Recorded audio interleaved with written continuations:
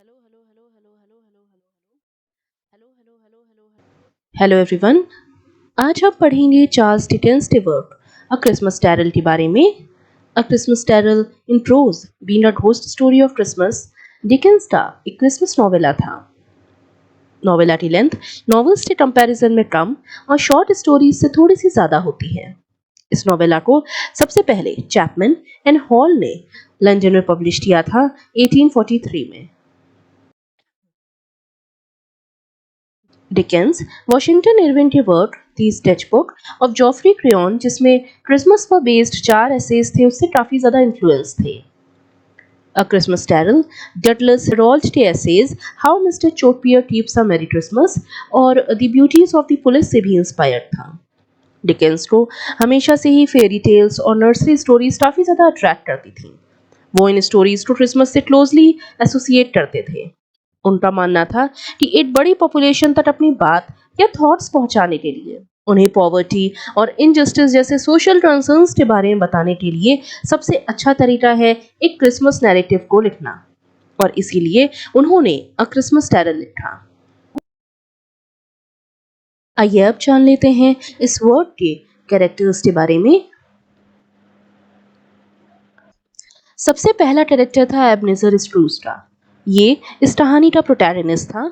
Screws cruel hearted माइजर था जो किसी के भी साथ अच्छा बिहेव नहीं करता था। उसको सबसे ज्यादा अपने पैसों से प्यार था। बॉब क्रैचेट की एक बहुत बड़ी फैमिली थी। उसे पॉवर्टी का सामना करना पड़ता है। यह स्क्रूज का ओवरवर्ट और अंडरपेड एम्प्लॉय था। स्क्रूज इसके साथ काफी ज्यादा इल बिहेव करता था। टाइनी टिम बॉब क्रैचेट का सबसे छोटा बेटा था। वो काफी कमजोर और बीमार था, लेकिन डिकेंस उसे सफरिंग के सिंबल की जगह एक हैप्पी, प्योर और ब्रेव सोल की तरह रिप्रेजेंट करते हैं। फैन स्ट्रूस की सिस्टर और फ्रेड की मदर थी, जिसकी डेथ हो चुकी है। फ्रेड फ्रेड फैन का बेटा और स्ट्रूस का नेफ्यू था। वो जॉली नेचर का था और अपने क्रूअल अंकल के साथ क्रिसमस एंजॉय करना चाहता था। बेली बेली स्ट्रूस की फॉर्मर गर्लफ्रेंड थी। स्ट्रूस के ग्रीडी नेचर की वजह से वो उससे ब्रेकअप कर लेती है। फेजिविड फेजिविड यंग स्ट्रूस का जॉली सेल्फलेस बॉस था, जो उसे हर तरह से सपोर्ट करता था। जेकब मार्ले स्ट्रूस का ओल्ड पार्टनर था, जिसकी डेथ हो चुकी है। वो कहानी में एज अ घोस्ट प्रेजेंट होता है। घोस्ट ऑफ क्रिसमस पास्ट ये फर्स्ट स्पिरिट थी जो स्ट्रूस के पास आती है।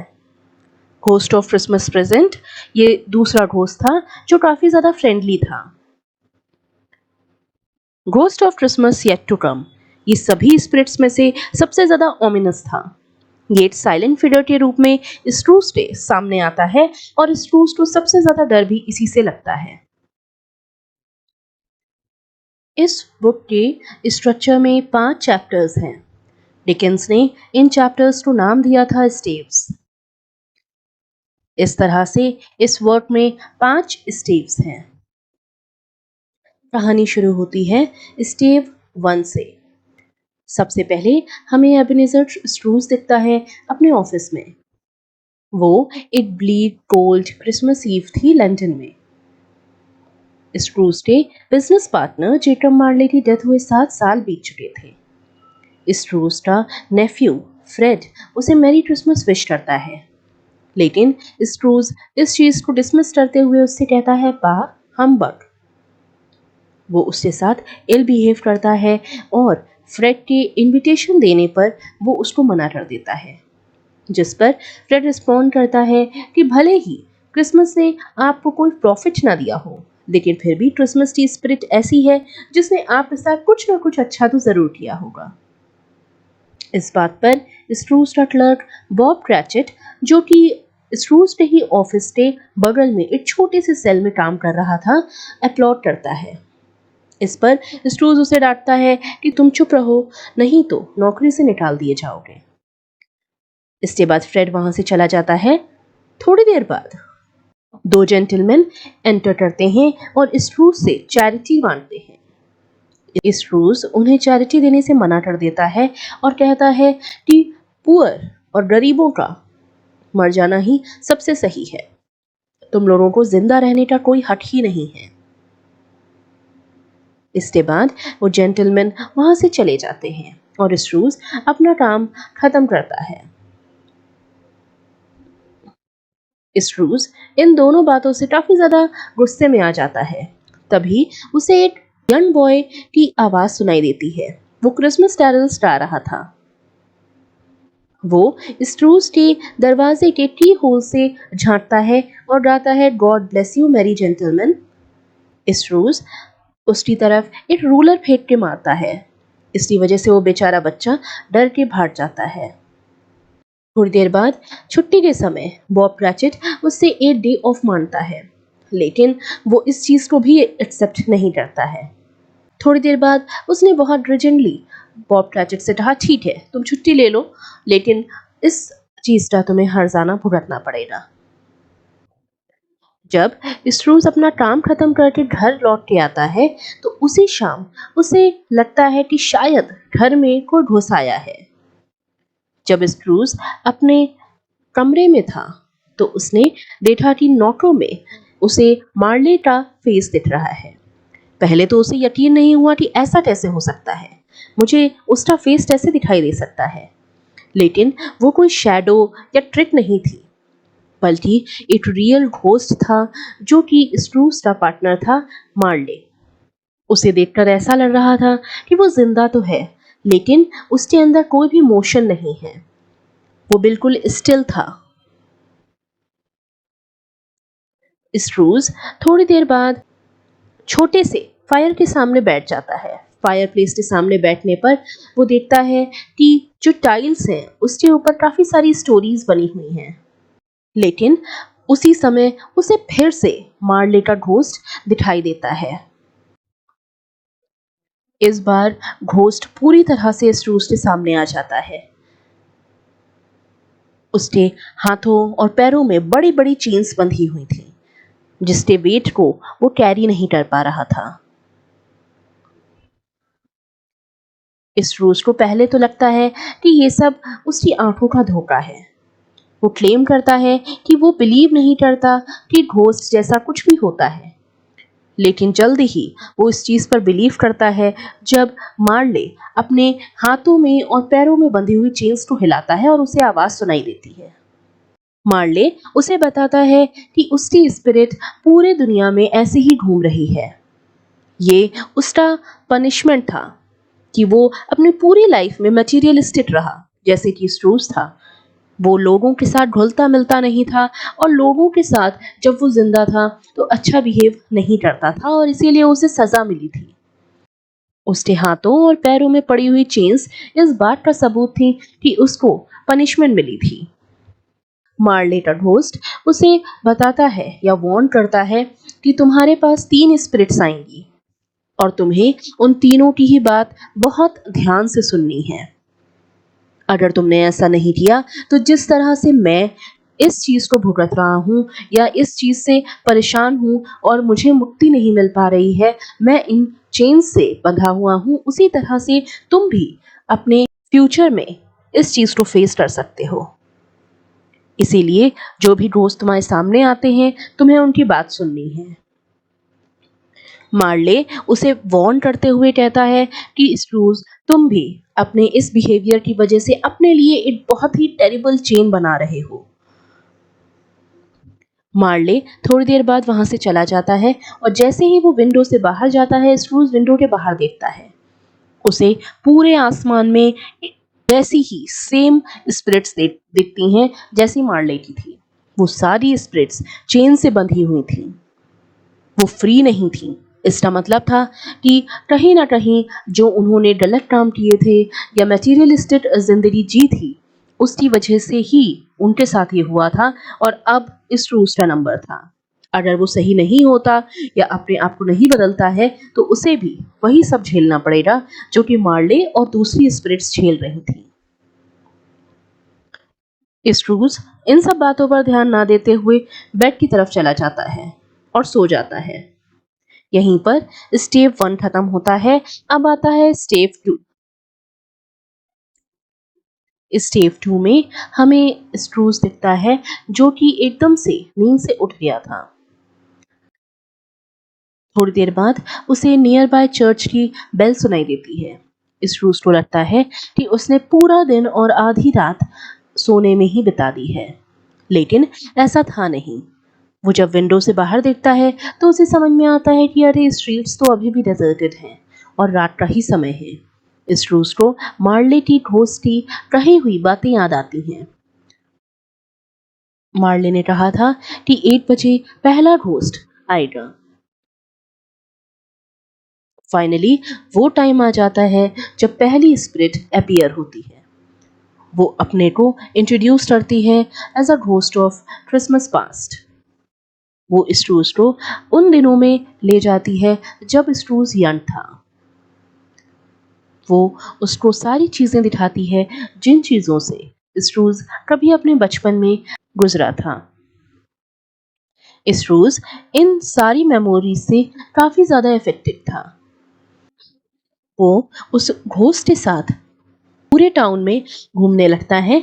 स्क्रूज को बहुत अच्छे से याद था वो जो भी चीजें देख रहा था। उसे लोगों की शक्लें याद थी, उसे मार्केट्स याद थी, उसे सारा सीन बहुत अच्छे से याद आ रहा था। वो सब चीजों को पहचान पा रहा था। उसे समझ में नहीं आ रहा था कि इस फीलिंग को कैसे एक्सप्लेन करे। पता नहीं उसे मेरी क्रिसमस सुनकर क्यों इतना अच्छा लग रहा था, जबकि उसे तो क्रिसमस पसंद भी नहीं था। लेकिन जब वो अपने पास्ट में जाता है तो वो ये चीज़ एक्सप्लेन नहीं कर पाता कि उसे ये सब चीज़ें देखकर और सुनकर कितना अच्छा लग रहा था। स्ट्रूज एक लोनली बॉय को रिकॉग्नाइज करता है जो कि कोई और नहीं बल्कि वो खुद था। वो एक कोने में बैठा शांति से अकेले रो रहा था। उसके पास कोई भी नहीं था। स्ट्रूज उस समय उस बच्चे को याद करता है जो उसके दरवाजे पर आया था और अकेले जा रहा था। स्ट्रूज को याद आता है कि मैंने कितना बुरा बिहेव किया उस बेचारे बच्चे के साथ, क्योंकि एक समय ऐसा था जब मैं भी अकेले ऐसे ही बैठा था। घोस्ट उसे बताता है कि तुम्हें और भी एक क्रिसमस देखना है। उसे उस साइड पर ले जाता है जब वो एक और क्रिसमस हॉलिडे पर अकेला था। लेकिन इस बार स्ट्रूज की सिस्टर फैन अनाउंस करती है कि वो उसे अपने घर ले जा रही थी। स्ट्रूज को ये सब देखकर बहुत अच्छा लगता है कि फैन ने उसके साथ कितना अच्छा बिहेव किया था। उस घोस्ट ने उसे याद दिलाया कि तुम्हारी बहन का ही बेटा है फ्रेड, और फ्रेड के ही जन्म के समय फैन की डेथ हो गई थी, और फिर भी तुमने फ्रेड के साथ इतना ज्यादा बुरा बिहेव किया। अब स्ट्रूज इसके चाइल्डहुड से एडल्टहुड की तरफ मूव करते हैं। वो उस सीन पर स्टॉप करते हैं जब हमें दिखाई देता है स्क्रूज का फर्स्ट एम्प्लॉयर, जो कि थे जोवियल मिस्टर फेसिफिक। वो बहुत ही काइंड थे और बहुत ही ज़्यादा अच्छी नेचर के थे। वो स्क्रूज को हर तरह से सपोर्ट करते थे। एक दिन जब क्रिसमस का टाइम था तब फेसिफिक ने स्क्रूज और उसके फेलो से कहा कि तुम लोग क्रिसमस के दिन शॉप को बंद कर दो और एंजॉय करो। वो अपने घर पे होने वाली एक पार्टी में उसे इनवाइट करते हैं। इस रोज को सारी चीजें याद आ जाती हैं कि किस तरह से फेजिविड के यहाँ जो पार्टी हुई थी वो बहुत ज्यादा जॉयफुल और कलरफुल थी। उसको ये समझ में आता है कि फेजिविड भी तो उसके एम्प्लॉयर ही थे। उन्होंने तो उसके साथ कभी भी गलत बिहेव नहीं किया। उसे याद आता है कि किस तरह से मैंने बॉब क्रैचेट, जो कि उसका एम्प्लॉय था, उसके साथ कितना ज़्यादा बुरा बिहेव किया, जबकि जब मैं इस सेम सिचुएशन में था तब मेरे एम्प्लॉयर ने मुझे बहुत ज़्यादा अच्छा ट्रीट किया था। अब नेक्स्ट सीन में स्ट्रूज को दिखती है अपने यूथ की इमेज, और वो अपने फियांसे बेली के साथ था। उसको याद आता है कि बेले ने उसके साथ अपना रिलेशनशिप सिर्फ इसीलिए एंड किया था क्योंकि स्ट्रूज की जिंदगी में लव जैसा कुछ था ही नहीं। उसको सिर्फ अपने पैसे से मतलब था। वो एक बहुत ही लालची इंसान था। उसके बाद वो जाते हैं बेले के घर पे। घोस्ट उसको दिखाता है कि आज बेले अपनी लार्ज और हैप्पी फैमिली के साथ कितनी ज्यादा खुश थी। ये सब देखकर स्क्रूज को बहुत बुरा लगता है कि उसने कितना कुछ खो दिया है। स्क्रूज घोस्ट से कहता है कि बस बहुत हो गया, अब मुझे मेरे टाइम में वापस ले चलो। और इसी तरह यहाँ पर स्टेव 2 खत्म होता है। अब आता है स्टेव 3।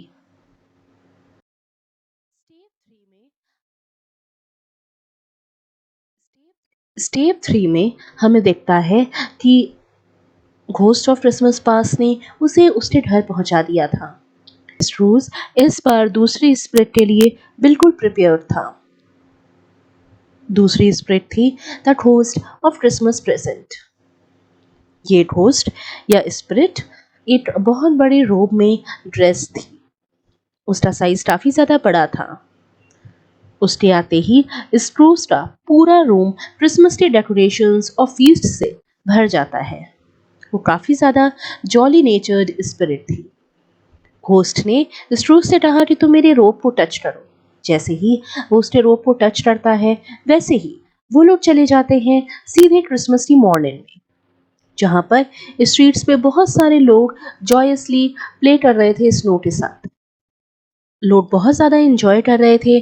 शॉपकीपर्स अपने दुकान की डिलीशियस फूड को और डेलिकेसीज को बेच रहे थे। चर्च की बेल्स रिंग कर रही थीं और बहुत सारे लोग चर्च की तरफ जा रहे थे। पूरा एटमॉस्फेयर क्रिसमस की वाइब्स से भरा हुआ था। The ghost of Christmas present के पास एक एबिलिटी थी कि वो अपने इसने बड़े साइज को भी छोटा कर सकता था। और इस चीज का इस्तेमाल करके घोस्ट उसे ले गया बॉब क्रेचक की छोटी सी घर में।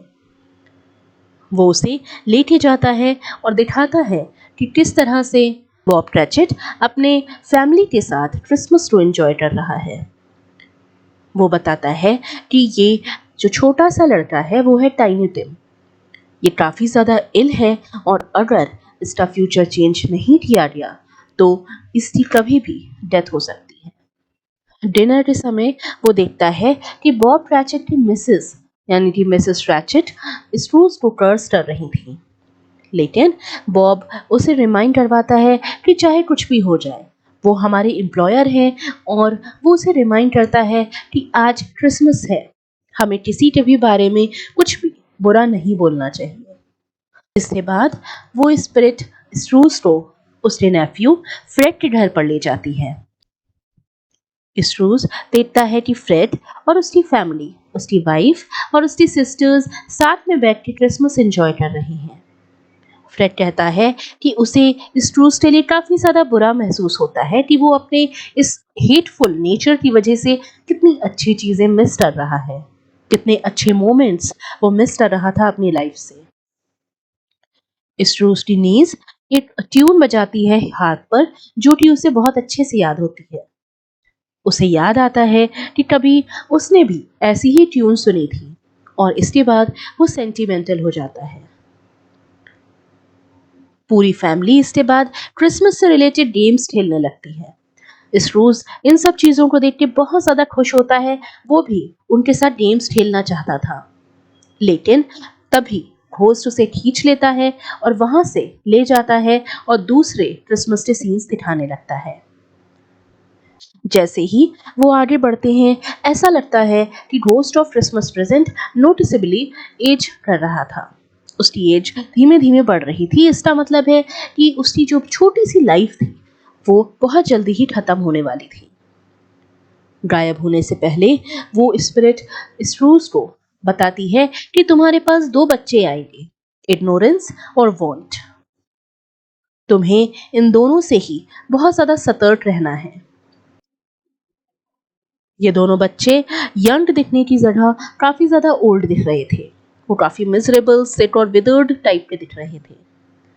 स्पिरिट स्ट्रूस को बताती है कि तुम्हें इन दोनों में से सबसे ज्यादा जिससे बचने की जरूरत है या इग्नोर करने की जरूरत है वो था इग्नोरेंस। ये एक सिंबॉलिक बच्चा था। इसका मतलब था कि हमें किसी भी हाल में इग्नोरेंस से दूर रहना चाहिए।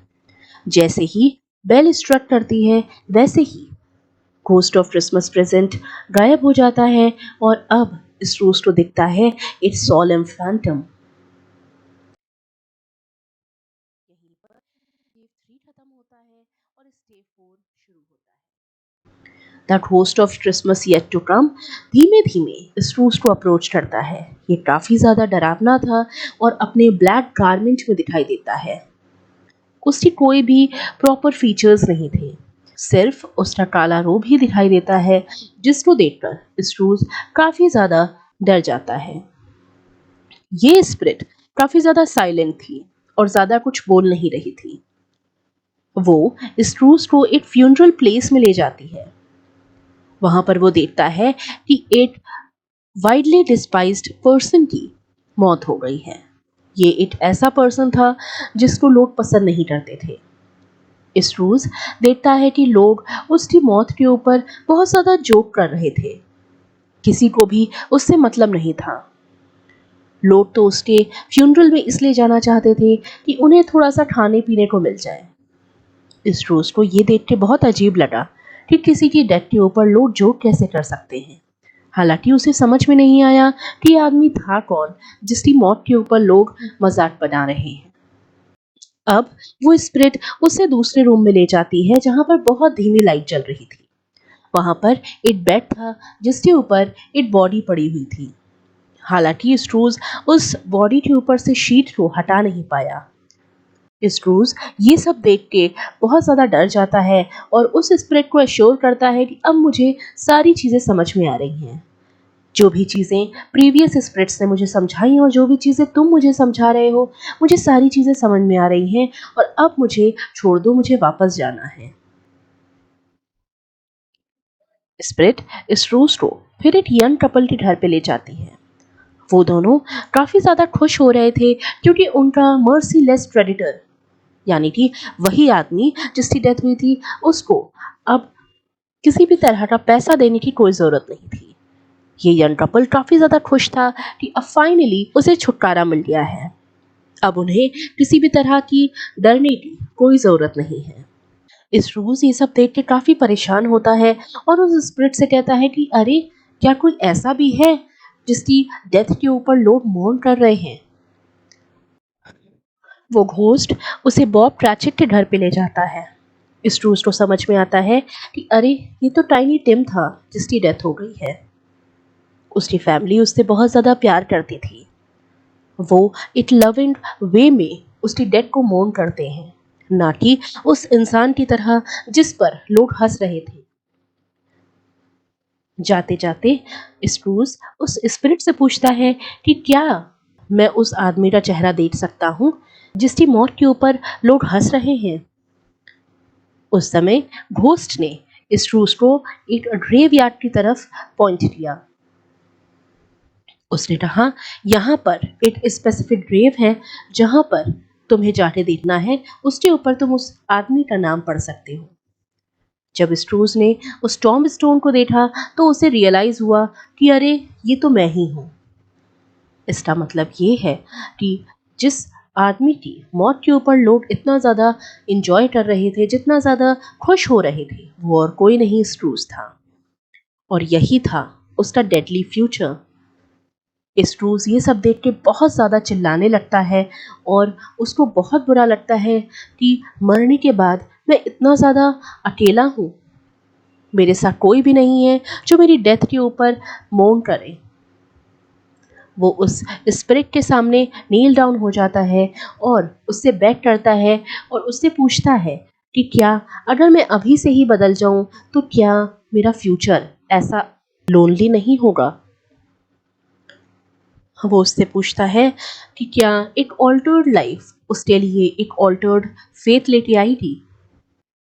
स्क्रूज समझ जाता है कि मुझे अब क्रिसमस को ऑनर करना है और पास्ट प्रेजेंट और फ्यूचर की स्पिरिट्स ने उसे जो कुछ भी सिखाया उसे पूरी तरह से समझ में आ गया था।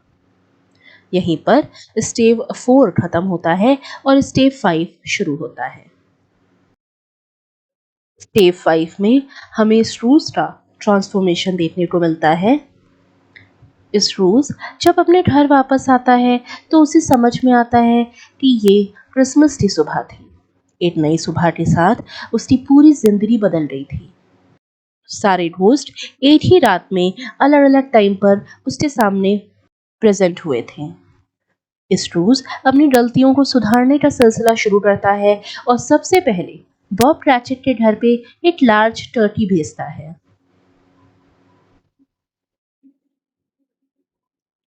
इसके बाद वो पूरे दिन स्ट्रीट पर घूमता है और लोगों को वार्मली ग्रीट करता है। लोग भी उसके साथ वार्मली ग्रीट करते हैं। स्ट्रूज रास्ते में उसी जेंटलमैन से मिलता है जो उसके यहाँ डोनेशन मांगने आया था। स्ट्रूज उसे एक लार्ज डोनेशन देता है और चैरिटी के फॉर्म में खूब सारा पैसा देता है। इसके बाद फाइनली वो फ्रेड के घर पे जाता है। वो फ्रेड के घर पर जाकर बहुत ज़्यादा एंजॉय करता है और उसकी पार्टी में उसका साथ देता है। अगले दिन जब क्रैचेट ऑफिस आता है तो उसे पता चलता है कि स्ट्रूज ने उसकी सैलरी बढ़ा दी है। स्ट्रूज अब लिटिल टाइनी टिम के लिए भी काफ़ी ज़्यादा अच्छा फील करता था और उसके फादर फिगर के रूप में दिखाई देता है। स्क्रूज ने अपने सारे प्रॉमिसेस को पूरा किया जो भी उसने अपने आप से किए थे। टाइनी टिम भी सही हो जाता है और प्रॉस्पर करता है। स्क्रूज अब क्रिसमस स्पिरिट से पूरी तरह से भरा हुआ था। ये स्टोरी तब खत्म होती है जब टाइनी टिम के काइंडली वर्ड्स सुनाई देते हैं जो थे गॉड ब्लेस अस एवरीवन। इस तरह से ये पूरी कहानी खत्म होती है और अब आती है इस वर्क की इम्पोर्टेंट थीम्स। सबसे पहली थीम है द क्रिसमस स्पिरिट। इस वर्क की पहली सबसे प्रोमिनेंट थीम है क्रिसमस डे सेलिब्रेशन और उससे जुड़े ट्रेडिशंस की। डिकेंस क्रिसमस डे दो एस्पेक्ट्स दिखाते हैं। एक तो था उसका फेस्टिव एस्पेक्ट जिसमें सभी बहुत ज़्यादा एंजॉय करते हैं और सारा एटमॉस्फेयर बहुत लाइट होता है। दूसरी तरफ ही वो हाईलाइट करते हैं क्रिसमस के आसपास का सीजनल पीरियड जो कि था कोल्ड ब्लीक विंटर जिसमें फाइनेंशियली डिस्टर्ब लोग थे जैसे बॉब क्रैचेट की मिजरेबल कंडीशंस। दूसरी थीम है रिडेम्पशन की। अ क्रिसमस कैरल में स्क्रूज का ट्रांसफॉर्मेशन देखने को मिलता है। उसके सिंस और क्रूअल एटीट्यूड में होने वाला ड्रास्टिक चेंज रिडेम्पशन की थीम को दिखाता है। इस वर्क में डिटेंस ने दिखाया है कि अगर आपकी विल स्ट्रांग होती है तो आप रिडेम्पशन को काफ़ी इजीली एक्वायर कर सकते हैं। अगली थीम है टाइम की। टाइम की थीम इस वर्क में पास्ट प्रेजेंट और फ्यूचर की स्पिरिट्स के थ्रू दिखाई गई हैं। डिकेंस ने इनका सिंबॉलिकली यूज करते हुए दिखाया है कि इंसान को अपने पास्ट से लेसन लेकर अपने प्रेजेंट और फ्यूचर को सुधारने की कोशिश करनी चाहिए। इस रूस की पास्ट लाइफ के सेंस और क्रूअल एटीट्यूड का इल इफेक्ट ही था जो उसकी प्रेजेंट सिचुएशन और फ्यूचर को मिजरेबल बनाता है। और ये एक तरह से इस रूस की लाइफ का क्रोनोलॉजिकल डिस्ट्रक्शन भी दिखाता है। अगली थीम है वेल्थ वर्सेस पॉवर्टी की। डिकेंस ने इस वर्क में स्ट्रूज की वेल्थ और बॉब की पॉवर्टी के थ्रू एक बहुत ही इम्पोर्टेंट मैसेज दिया है। ये मैसेज था कि एक वेल्दी मैन होने के बावजूद स्ट्रूज की लाइफ डार्कनेस से भरी हुई थी, लेकिन दूसरी तरफ क्रैचेट गरीब होने के बावजूद और लैक ऑफ सोर्सेस के बावजूद अपनी फैमिली के साथ लाइफ को एंजॉय करता है। घोस्ट ऑफ क्रिसमस प्रेजेंट ने उसे क्रिसमस कॉन्शियस कैरेक्टर्स जैसे फ्रेड और क्रैचेट के थ्रू यही समझाने की कोशिश की थी। स्टोरी के सभी फाइनेंशियली डाउन ट्रोडन कैरेक्टर्स खुश थे और दूसरी तरफ स्ट्रूज पैसे होने के बावजूद अपनी लाइफ में अकेला और परेशान था। लास्ट थीम है Victorian society and social dissatisfaction की। डिकेंस ने इस वर्क में विक्टोरियन इंग्लैंड के क्लास स्ट्रैटिफिकेशन को दिखाया है। स्ट्रूज ग्रीडी रिच क्लास को और क्रैचेट वर्किंग पुअर क्लास को बिलोंग करता था और यही सोशल डिससेटिस्फैक्शन की वजह भी थी। इस तरह से ये वर्क यहीं खत्म होता है। आई होप आपको ये पूरा वर्क समझ में आया होगा। अगर आपको ये पूरा वीडियो अच्छा लगा हो तो please do like share and subscribe to my channel ink lit shell. Thank you so much.